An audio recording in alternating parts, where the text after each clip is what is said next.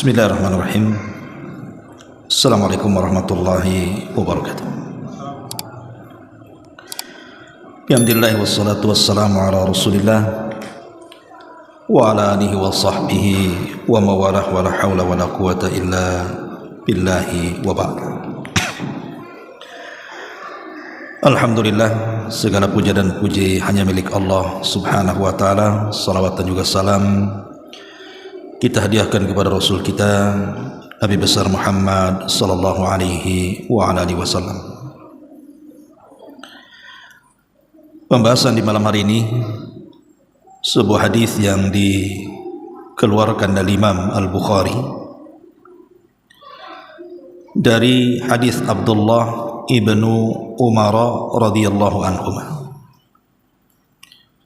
Hadis yang sangat masyhur sekali yang mengingatkan kita tentang zuhud di dunia. Kita baca hadisnya. An Ibni Umar radhiyallahu anhu qala akhadha Rasulullah sallallahu alaihi wasallam bimankibi wa kana Ibnu Umar faqala sallallahu alaihi wasallam kun fid dunya ka'annaka gharib aw 'abiris sabil. Faqala Ibnu Umar radhiyallahu anhuma idza amsayta fala tantadiris sabaha wa idza asbahta fala tantadiril masaa wa khudh min sihhatika limaradik wa min hayatika limautik. Rawahul Bukhari. Dari sahabat Ibnu Umar radhiyallahu anhuma dia mengatakan, Nabi sallallahu alaihi wasallam satu hari pernah memegang kedua bahu. Faqala Nabi sallallahu alaihi wasallam, maka Rasul mengatakan, kun fid dunya ka'annaka gharib. Jadilah di dunia seolah-olah engkau adalah orang asing. Aw abirus sabilin, atau lebih dalam daripada itu, abirus sabil, seperti orang yang sedang safar melintasi jalan. Kemudian Abdullah ibn Umar radhiyallahu anhuma mengambil manfaat dari sabda Nabi ini dan mengatakan, idza asbahta fala tantadiril masa. Afwan, idza amsayta fala tantadiris sabah wa idza asbahta fala tantadiril masa.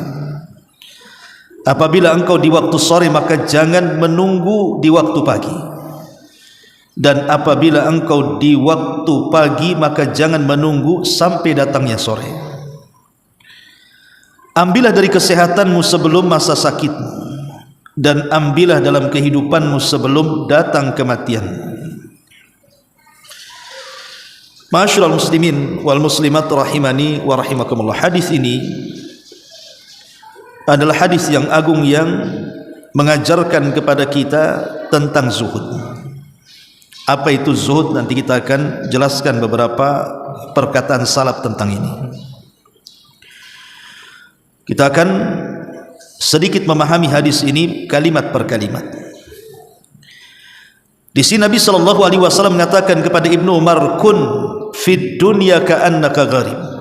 Jadilah Ibnu Umar di dunia ini seolah-olah engkau orang asing.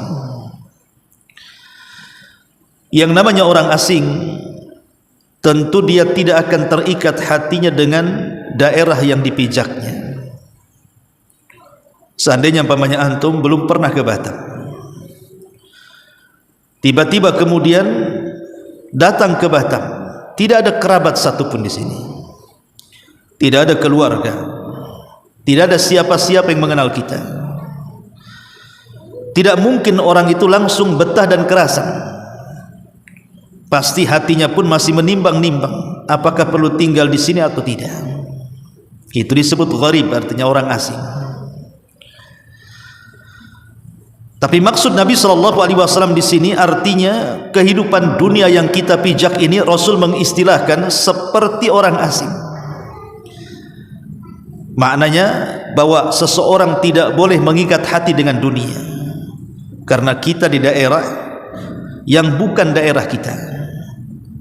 Ini bukan tempat yang bukan tempat kita. Itulah makna gharib di sini. Dan lebih dalam daripada itu, Nabi SAW mengatakan au abiru sabilin, ataupun orang yang melintas jalan alias musafir. Seseorang musafir kalau seandainya singgah di satu tempat dan belum sampai kepada tujuan yang dituju, tentu tidak akan mungkin lama kalau hanya sekedar beristirahat. Seperti mamanya kita naik bus lah, kalau di Jawa itu kan jauh-jauh tuh bus tuh. Biasanya ada tempat-tempat istirahat.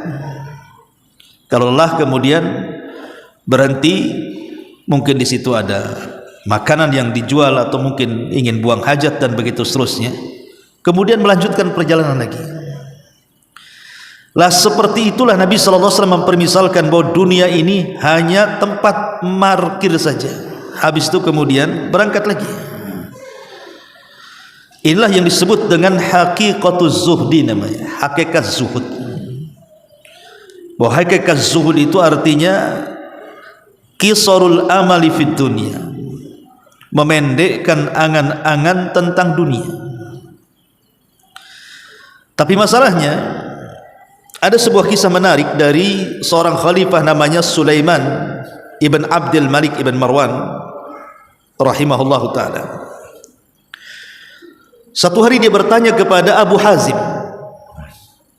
dan mengatakan, ya Aba Hazim, limadha nuhibbud dunya wa nakrahul akhirah. Wahai Aba Hazim, kenapa kita ini senantiasa mencintai dan terikat hati kita dengan dunia dan membenci akhirat, membenci kematian?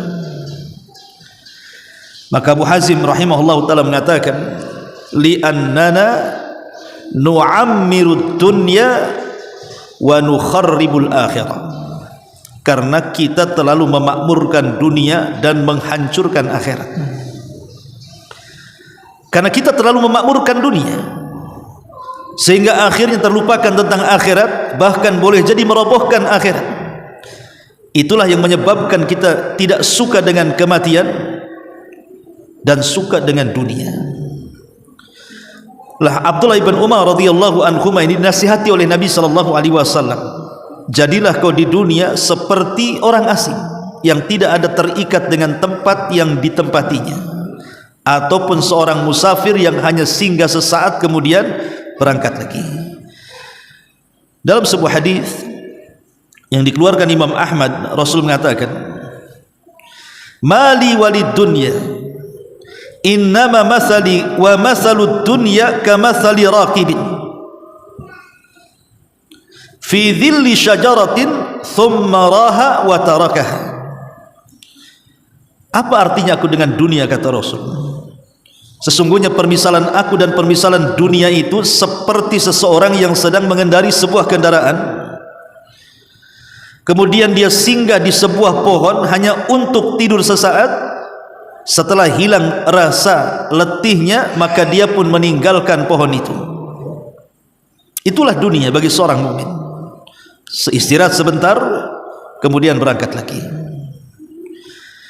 Bahkan Ali radhiyallahu an dengan tegas mengatakan, inna dunya qad irtahalat mudbiratan wa innal akhirati qad irtahalat muqbilatan wa likulli minhuma banun fakunu min abna'il akhirati wa la takunu min abna'id dunya fa innal yawma amalun wala hisab wa gadan hisabun wala amal. Ali radhiyallahu anhu mengatakan, sesungguhnya dunia ini sungguh telah berlalu ke belakang dan akhirat akan berlalu ke depan. Pada tiap-tiap keduanya, dunia dan akhirat itu memiliki anak-anak. Maka jadilah anak-anak akhirat, jangan jadi anak-anak dunia. Karena hari ini di dunia adalah tempat amal bukan hisab, dan kelak di akhirat itu di akhirat itu tempat hisab dan tidak ada amal. Begitulah nasihat Ali radhiyallahu an kepada kita, jadilah anak-anak akhirat, jangan menjadi anak-anak dunia. Ma'asyiral muslimin yang dimuliakan Allah Subhanahu wa taala. Baik, kita masuk dalam perkataan Ibnu Umar. Jadi Ibnu Umar cerdas. Ketika dia dinasihati oleh Nabi SAW, wahai Ibnu Umar, jadilah di dunia seperti orang asing atau seperti seorang musafir. Apa kata Ibnu Umar? Idza amsayta falatantadiri as-sabaha. Kalau engkau di waktu pagi, kalau engkau di waktu sore, jangan menunggu kematian sampai di waktu pagi. Karena antara sore dan pagi itu tidak ada yang tahu tentang kematian kita. Ataupun sebaliknya, idza asbahta fala tantadiril masa. Kalau kita berada di pagi hari, kita tidak tahu kematian apakah sampai sore hari atau tidak. Maknanya apakah satu hari ini kita akan selamat dari kematian atau tidak. Makanya dalam hadis Bara bin Azib radhiyallahu anhu, Rasul sedang berjalan bersama beberapa para sahabat, kemudian melintasi kuburan. Dilihatnya di kuburan itu ada kerumunan. Maka Nabi SAW mendekati kerumunan itu. Rupanya ada orang yang sedang menguburkan jenazah. Maka Nabi SAW mengatakan kepada kerumunan para sahabat ini, bimithli hadza falyamalil amilun. Dalam kondisi seperti inilah kalian harus mengambil pelajaran. Hendaklah orang-orang yang lambat amalnya percepat amalnya. Maknanya sebelum kalian dikubur seperti orang ini. Dalam kondisi seperti ini, maka ambillah amalan kalian yang terbaik. Karena seseorang tidak tahu kematiannya kapan. Makanya ada istilah seterang-terangnya matahari yang menyinari bumi itu pasti ada waktu tenggelamnya. Ataupun seterang-terangnya cahaya bulan dalam purnama, pasti ada waktunya menghilangnya. Maknanya bahwa sehebat apapun manusia dalam jabatan, dalam kepemimpinan, sepanjang apapun umur manusia, sehebat apapun kekuatan manusia, tetap ada waktu ajalnya. Karena tidak ada manusia yang kekal di dunia ini. Telinga yang mendengar pasti ada waktunya ditulikan Allah. Mata yang melihat pasti ada waktunya dibutakan Allah. Lisan yang bicara pasti ada waktunya dibisukan Allah. Bahkan ruh yang ada pada badan kita ada waktunya Allah mencabutnya. Itulah yang kemudian dinasihatkan oleh Ibnu Umar. Kalau kita di waktu sore beramal, karena kita tidak tahu kematian kita apakah sampai di waktu pagi atau tidak. Begitu juga ketika kita di waktu pagi, apakah kita masih selamat sampai di waktu sore, tidak ada yang tahu. Karena kematian seseorang itu tidak melihat daerah. Ada orang Jawa ke Batam, mati di Batam. Ada orang Medan ke Batam, mati di Batam. Ada orang yang jauh-jauh mereka merantau ke Batam, mati di Batam, dikuburkan di Batam. Itulah yang difirmankan Allah Subhanahu wa taala, wa ma tadri nafsum bi ayyi ardin tamut. Jiwa itu tidak tahu tempat mana kematiannya. Banyak yang bercita-cita ingin mati di kampungnya. Banyak yang bercita-cita ingin mati di Mekah, di Madinah, dan di tempat-tempat suci lainnya. Tapi Allah takdirkan tidak sebagaimana keinginannya, karena jiwa itu tidak tahu di mana tempat dia meninggal. Wa ma tadri nafsun bi ayyi ardin tamut. Manusia tidak tahu di negeri mana dia mati. Makanya kenapa istilah para ulama ibrah itu bukan di mana kita mati. Mau di kampung, mau di Batam, mau di Mekah, mau di Madinah, mau di tempat-tempat manapun, mau di masjid, silahkan. Yang penting bagaimana cara matinya. Husnul khotimahkah atau su'ul khotimahkah? Itu masalahnya. Ma'asyiral muslimin yang dimuliakan Allah Subhanahu wa taala. Makanya lihat perkataan Umar bin Abdul Aziz rahimahullahu taala yang mengatakan, ketika dia sedang menziarahi kubur kemudian menangis, dia mengatakan, ma aghna anni maliya halaka anni sultaniya. Duhai kiranya kekuasaan yang besar tidak ada guna kalau sudah datang kematian. Ma'asyiral muslimin yang dimuliakan Allah Subhanahu wa taala. Baik, di antara faedah dari hadis ini kita akan petik satu persatu. Pertama, hadis ini mengajarkan al-hathu ala istighlali ayyamil umri fil a'mali salihati. Anjuran untuk memanfaatkan hari-hari, umur-umur yang kita masih sisa, gunakan untuk beramal saleh. Makanya Ibnu Umar mengatakan, ambillah waktu sehatmu sebelum sakitmu dan waktu hidupmu sebelum datang kematian.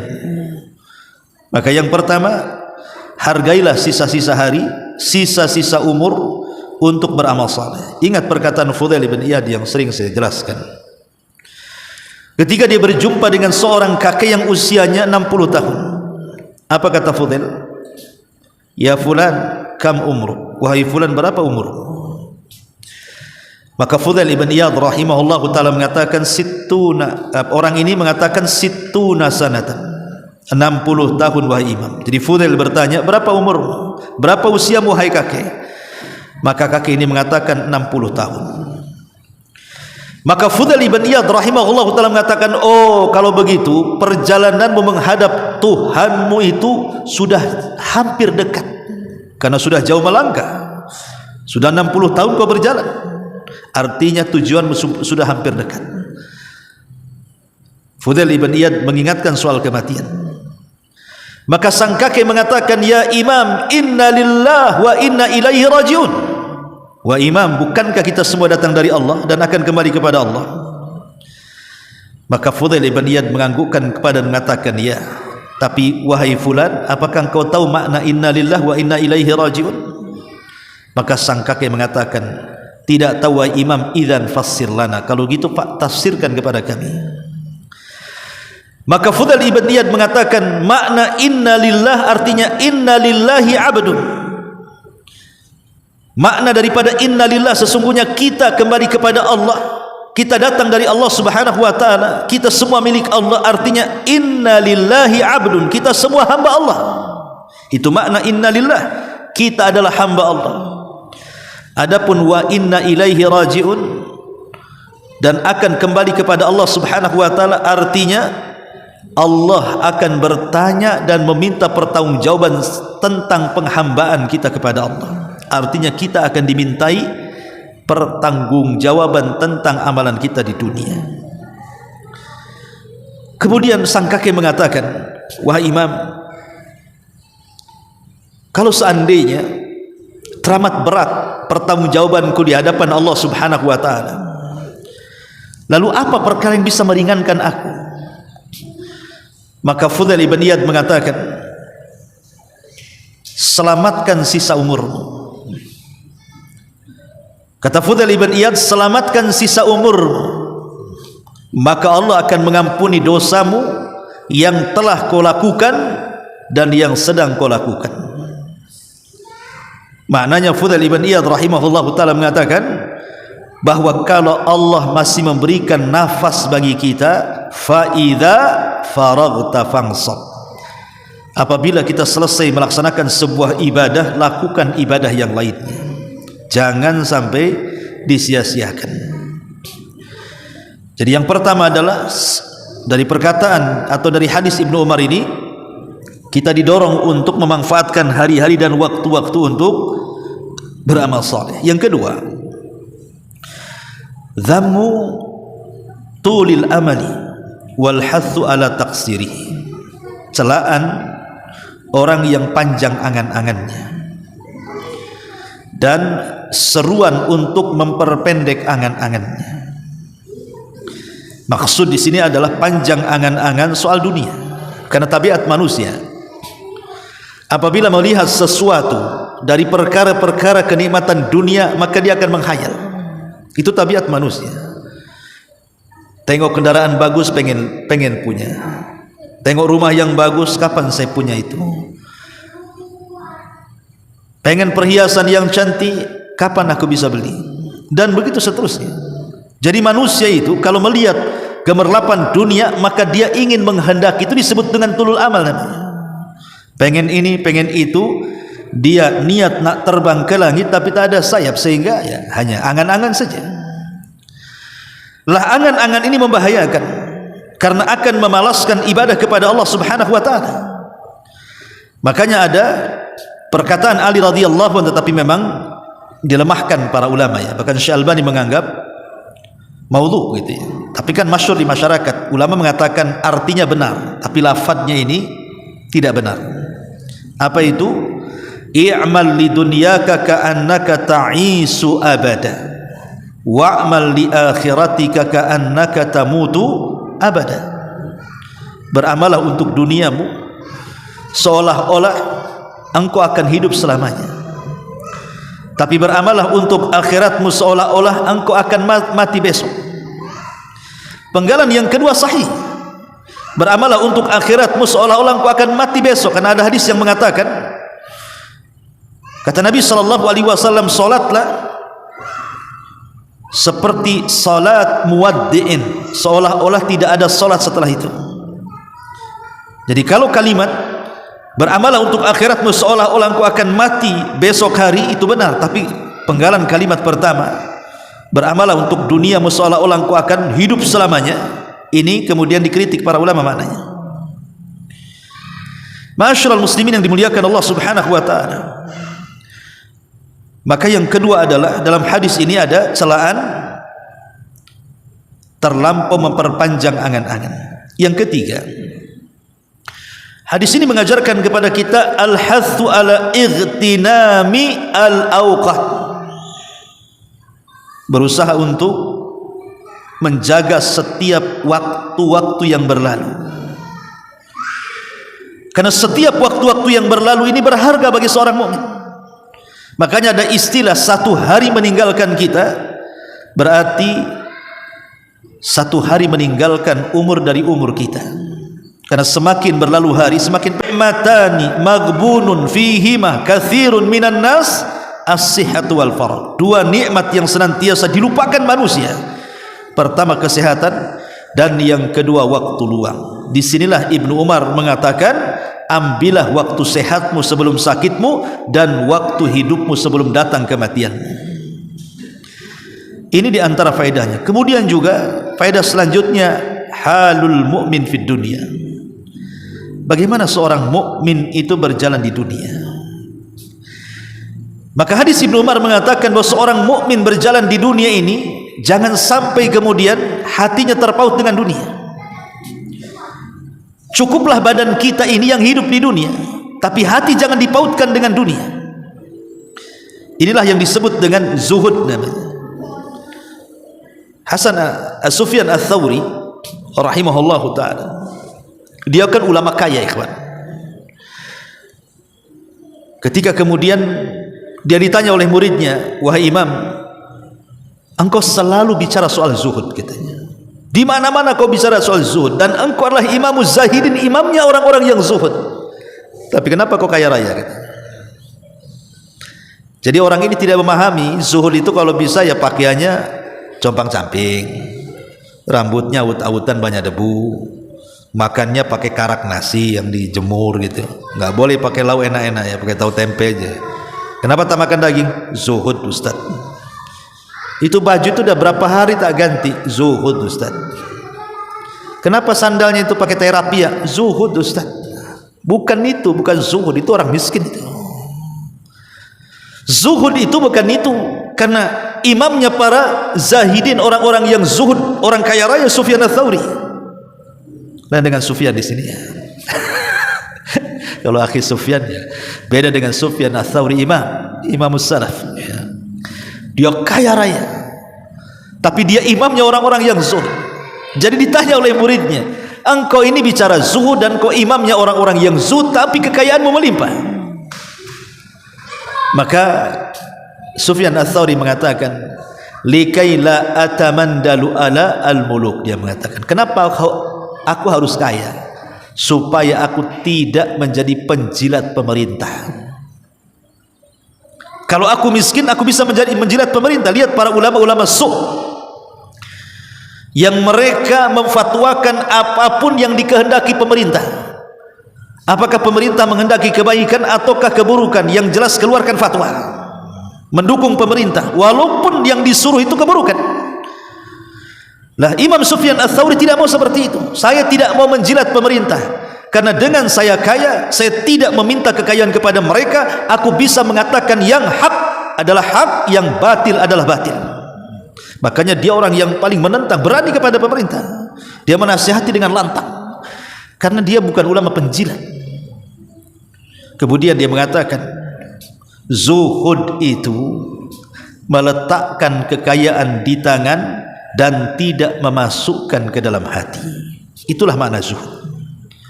Zuhud itu meletakkan kekayaan di tangan dan tidak sampai dimasukkan ke dalam hati. Karena hati orang-orang yang zuhud itu hanya untuk Allah. Seandainya ada kekayaan yang datang, cukup mampir di tangan.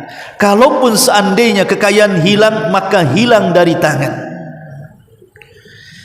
Ketika kemudian hanya mampir di tangan dan hilang dari tangan, hati tidak mungkin terpengaruh. Mau miskin pun dia tidak akan sedih, karena hanya dari tangan ke tangan saja. Datang uang di tangan, pergi uang dari tangan, tidak sempat mampir di hati.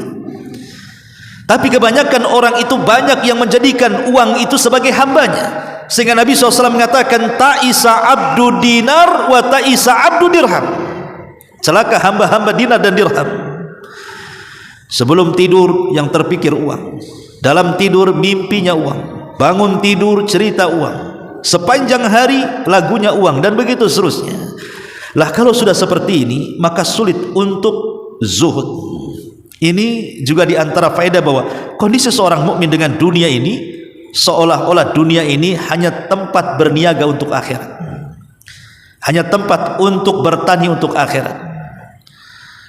Kalau dia sukses berniaga untuk akhirat, maka dia akan mengambil keuntungan yang baik di akhirat. Kalau dia sukses menanam di ladang dunia untuk akhirat, maka dia akan menuai kebaikan di akhirat. Ad-dunya mazra'atul lil akhirah. Dunia ini tempat bercocok ladang untuk akhirat. Kemudian juga di antara faedah hadis ini, al-hathu ala al-isti'dad lil akhirah, dorongan agar kita senantiasa mempersiapkan diri untuk akhirat yang kita akan hadapi. Ali radhiyallahu anhu ketika ditanya soal makna takwa, ya Amirul Mukminin, apa sih takwa itu? Maka Imam Ali radhiyallahu anhu mengatakan, at-taqwa itu al-khaufu minal jalil, wal amalu bitanzil, wal ridha bil qalil, wal isti'dad li yaumir rahil. Kata Ali radhiyallahu anhu, takwa itu seseorang takut kepada Allah, kemudian beramal dengan apa yang telah diturunkan Allah, kemudian redha dengan apa yang diberikan Allah, kemudian persiapan untuk hari setelah kematian yang Allah tentukan kepada kita. Itulah takwa. 4 kalimat. Pertama, takut kepada Allah. Dengan adanya takut kepada Allah subhanahu wa ta'ala, maka kita akan berusaha mengamalkan apapun yang diperintahkan dan menjauhi apapun yang dilarang. Kemudian setelah itu redha dengan pemberian Allah. Mau sedikit, alhamdulillah ala kulli hal. Mau banyak, alhamdulillah bi ni'matihi tatimmus shalihat. Kemudian baru setelah itu mempersiapkan untuk setelah kematian. Itulah takwa, kata Ali. Maka dalam hadis ini adalah mengajarkan kepada kita tentang persiapan. Karena Rasul mengatakan kepada Ibnu Umar, jadilah engkau seperti orang asing ataupun seperti orang yang musafir. Kehidupan manusia tidak panjang, ikhwan. Emang berapa sepanjang-panjangnya kehidupan manusia itu? Orang kalau usia 35 tahun, berarti separuh kehidupannya sudah dijalani. Kalau antum yang usia 35 tahun, berarti separuh kehidupan antum sudah dilalui. Kalau usia 40 tahun di antara antum, berarti tidak akan lama dengan kematiannya, karena separuh lebih sudah kita lalui. Tapi anehnya di dunia ini orang jauh daripada zuhud. Saya melihat ada orang-orang kaya yang sudah tua, yang usianya sudah kepala 6 ke atas, bahkan kepala 7 ke atas. Itu bukannya dia bersenang-senang dengan tabungannya yang sudah miliaran bahkan triliunan. kemudian dia lebih suka ke masjid, berzikir, membaca Al-Quran, persiapan untuk kematian. Ini tidak, makin disibukkan lagi dia, makin banyak kemudian usaha-usaha dan cabang-cabangnya, makin tidak pernah pula tinggal di masjid, tidak pernah hadir di majelis ta'lim. Kenapa seperti itu? Itulah terkadang ketika orang itu tergila-gila dengan dunia, maka yang tua menjadi muda. Yang menjadikan orang itu tua menjadi muda itu karena tulul amal. Seseorang itu panjang angan-angan dan juga takut dengan kematian. Dua perkara inilah orang tua menjadi muda. Kalau sudah angan-angannya kemana-mana soal dunia, kemudian takut dengan kematiannya, maka dia tidak pernah merasa tua dalam dirinya, hilang perasaan zuhudnya. Padahal Nabi SAW mengatakan kepada Ibnu Umar, jadilah di dunia seolah-olah engkau orang asing ataupun seperti seorang musafir. Ma'asyiral muslimin yang dimuliakan Allah Subhanahu wa taala. Kemudian juga di antara faedah ini, bagaimana baiknya seorang Nabi mengajarkan kepada kita cara mengajar manusia. Dengan cara apa? Bidharbil amthilati al-muqniati, dengan cara memberikan contoh yang memuaskan. Makanya kalau antum menjadi seorang pengajar, ya minimalnya bagi anak-anak kita lah, bagi anak-anak kita, bagi istri kita, bagi keluarga kita, maka cara mengajar yang baik tirulah cara mengajar Nabi. Dengan cara apa? Memberikan contoh. Rasul memberikan contoh di sini. Karena kehidupan tidak akan lama, maka Rasul memberikan contoh seolah-olah engkau orang asing yang tidak terikat dengan dunia, atau seolah-olah seorang musafir yang hanya singgah sesaat kemudian pergi. Itu kan berikan contoh namanya. Maka ketika mengajar itu perlu memberikan contoh itu untuk takribul fahmi, mendekatkan sebuah pemahaman. Kemudian juga di antara faedah ini adalah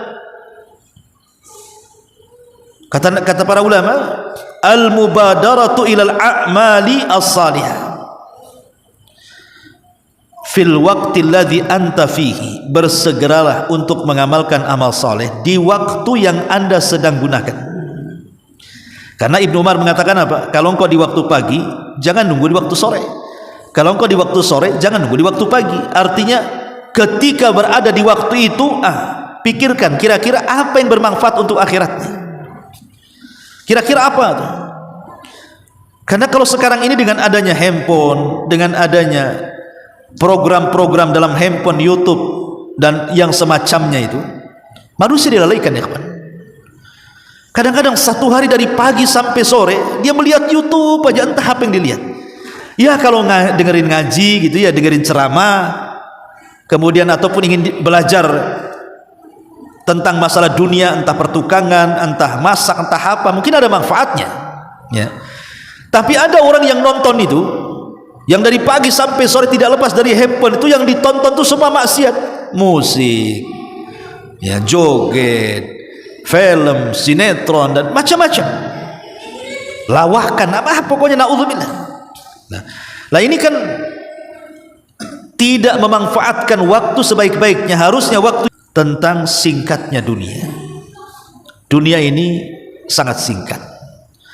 Makanya sering saya istilahkan, singkatnya dunia ini lebih dipersingkat lagi dengan umur manusia. Dunia sudah singkat, disingkat lagi dengan umur manusia. Kita lihat ada orang yang 10 tahun meninggal, 20 tahun meninggal, 30 tahun meninggal, bahkan bayi yang baru brojol meninggal. Itu kan menunjukkan pendeknya dunia. Dan ketika itulah tegak kiamat baginya. Kata Nabi SAW, idza mata ahadukum faqad qamat qiyamatuhu, kalau meninggal salah seorang di antara kalian, maka tegaklah kiamat kepadanya. Kemudian yang terakhir tentunya, bahwa dunia bukan watanul mu'minin, bukan tempat tinggal bagi orang-orang yang beriman. Nabi SAW mengatakan, ad-dunya sijnul mu'min wa jannatul kafir. Dunia ini penjara bagi orang-orang yang beriman, tapi surga bagi orang-orang kafir. Ketika Nabi SAW bersabda, dunia ini penjara bagi orang yang beriman dan surga bagi orang yang kafir, ada satu kisah. Jadi ada seorang ulama di Mesir namanya Ibnu Hajar al-Asqalani. Al-Hafidh Ibnu Hajar Al-Asqalani, ma'ruf ya Ibnu Hajar, yang ngarang kitab Bulughul Maram, itu Ibnu Hajar Al-Asqalani. Yang ngarang kitab Fathul Bari, syarah daripada Sahih Bukhari, itu Ibnu Hajar Al-Asqalani. Banyak karyanya Ibnu Hajar Al-Asqalani, ulama yang mumpuni dalam pengetahuan. Jadi Ibnu Hajar Al-Asqalani ini pernah menjadi qadhi di Mesir pada zamannya. Ya, namanya qadhi tentu dimuliakan, dihargai, dikasih fasilitas negara, digaji, dikasih macam-macam fasilitas. Jadi satu hari Al-Hafidh Ibnu Hajar Al-Asqalani ini jalan-jalan, kemudian lewat di sebuah pasar. Ketika orang-orang pasar melihat ulama mereka, Al-Hafidh Ibnu Hajar Al-Asqalani melintas di pasar, semua keluar memuliakan, memuji, menghargai. Zaman dulu memang luar biasa, ulama dihargai betul. Ilmu dan para ulama itu luar biasa di zaman itu, lain dengan zaman sekarang. Jadi ketika di pasar itu, orang-orang berkerumun kepada Al-Hafidh Ibnu Hajar untuk bertanya, untuk menyalami dan begitu seterusnya. Adalah orang miskin dari Yahudi yang sedang duduk di tengah-tengah pasar itu. Dia melihat pasar kosong, kemudian berkerumun kepada Al-Hafidh Ibnu Hajar. Akhirnya dia pun dalam hatinya terpikir, hebat kali orang itu, demikian mulianya orang itu. Siapa orang itu? Akhirnya kemudian Yahudi miskin ini bertanya kepada kawannya yang muslim, siapa orang itu sebenarnya? Kenapa begitu dihargai? Maka kawannya yang muslim mengatakan, celaka engkau, dia adalah ulama kami, dia Al-Hafidh Ibnu Hajar Al-Asqalani, kau tidak tahu namanya? Kemudian kata Yahudi miskin, saya tidak tahu karena saya bukan seorang muslim. Tetapi Yahudi mengatakan, bisa kau antarkan aku kepada dia? Kata kawannya yang muslim, bisa. Akhirnya dihantarkan, kemudian diperkenalkan, ya imam, di sampingku adalah orang Yahudi, dia ingin berkenalan dengan. Maka Al-Hafidh Ibnu Hajar Al-Asqalani langsung melirik orang Yahudi itu dan langsung menghormatinya, kemudian mengatakan, ya fulan, apa yang anda kehendaki dariku? Maka Yahudi miskin ini mengatakan, ya imam, aku ingin bertanya sesuatu. Saya pernah mendengar nabimu mengatakan bahwa dunia ini penjara bagi orang-orang yang beriman dan sorga bagi orang-orang kafir. Apa tidak terbalik? Aku di matamu, karena aku seorang Yahudi, pasti engkau menganggap aku ini kafir. Aku ini kafir. Dan engkau di matamu, engkau adalah seorang mukmin. Sekarang kita terapkan hadis ini, wahai imam, katanya dunia ini sorga bagi orang-orang kafir dan penjara bagi orang-orang yang beriman. Perasaan yang di penjara aku di sini gitu. Aku miskin, susah gitu ya.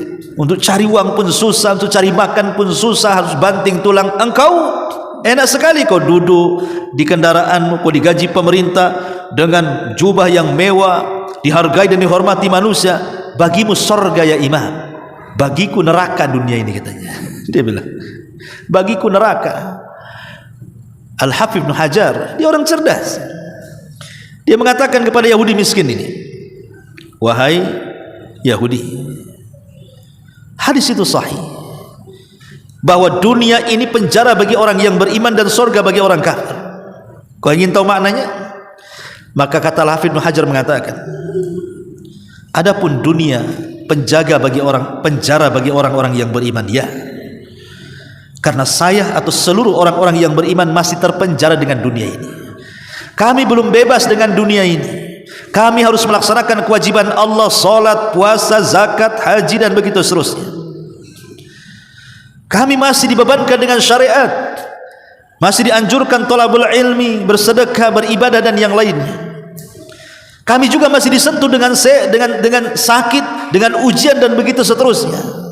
Tapi kami dijanjikan oleh Allah Subhanahu wa taala dengan surga pada hari kiamat. Jadi apa yang kami derita di dunia, dari itu semuanya akan tergantikan dengan surga. Maka di dunia kami terpenjara karena masih mengharuskan untuk beribadah kepada Allah. Tapi engkau wahai Yahudi, kata Ibnu Hajar, kenapa dunia surga bagimu? Kenapa dunia ini sorga bagimu? Karena dibandingkan dunia dan neraka yang menantimu, itu lebih ringan ujian di dunia daripada Allah masukkan kau ke neraka. Maka dunia bagimu masih sorga bila dibandingkan dengan neraka yang menantimu. Ma'asyiral muslimin yang dimuliakan Allah Subhanahu wa taala, ini di antara faedah-faedah makna dari hadis Abdullah ibnu Umar radhiyallahu anhuma. Wallahu alam, mudah-mudahan ada manfaatnya. Subhanakallahumma bihamdika asyhadu an la ilaha illa anta astaghfiruka wa atubu ilaik. Allahu taala alam. Assalamualaikum warahmatullahi wabarakatuh.